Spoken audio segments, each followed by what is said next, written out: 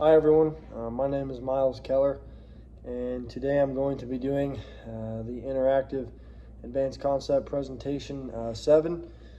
In this presentation we are going to be magnetizing liquid, and we're going to be using ink, which is right here, and then we're going to be using vegetable oil. And then on top of that we'll need 2 cups. And then I'm gonna have a magnet here, which I have one that's broken half here, but should work just fine. So first thing we're gonna do is I've said roughly 50 milliliters of ink. I'm gonna kind of just guess, not too much in here though.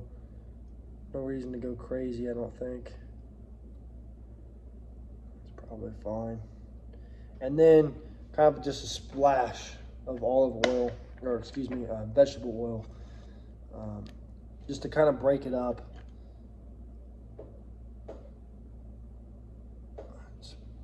I might have to do a little bit more than that.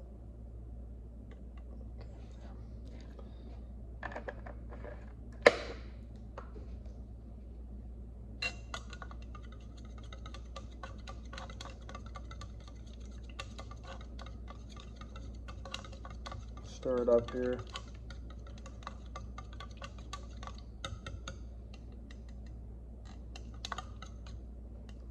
Okay, there we go. All right, I'm gonna dump it in this one just to make it easier to use, because there's quite a bit in here.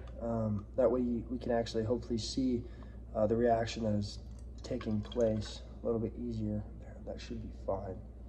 So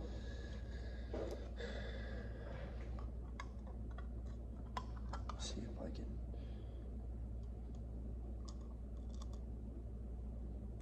Oh, it's barely doing it. Just barely. So what's supposed to be happening, I don't even know if you guys are going to be able to see this. You'll be able to see this here. There, if you can see, there's little tiny bumps.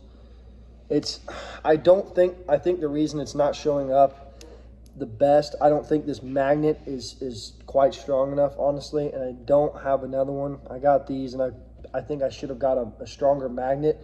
But I'll explain what exactly is supposed to be happening, or at least that you couldn't see what was happening.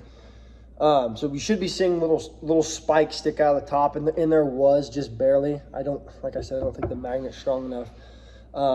And like little needles forming, which means that the liquid, hence our ink that we used in the vegetable oil, that it has been magnetized.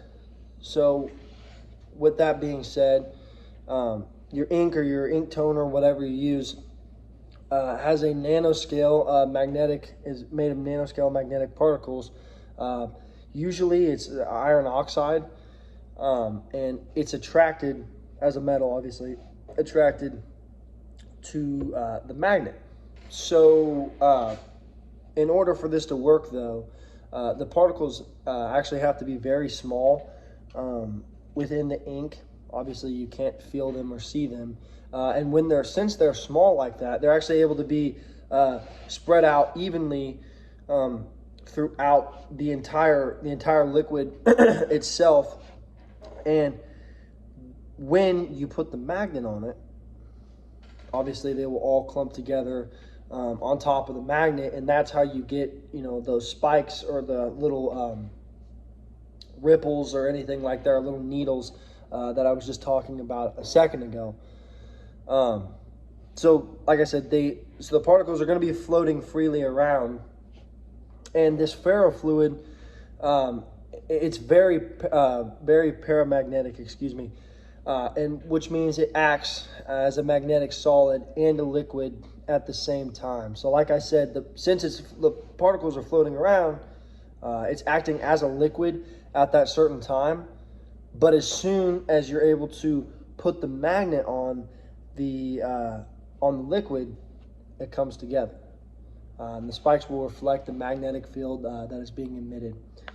This ferrofluid, like this, is also very common in computer hard drives as well, in case you were wanting to know. Thank you very much.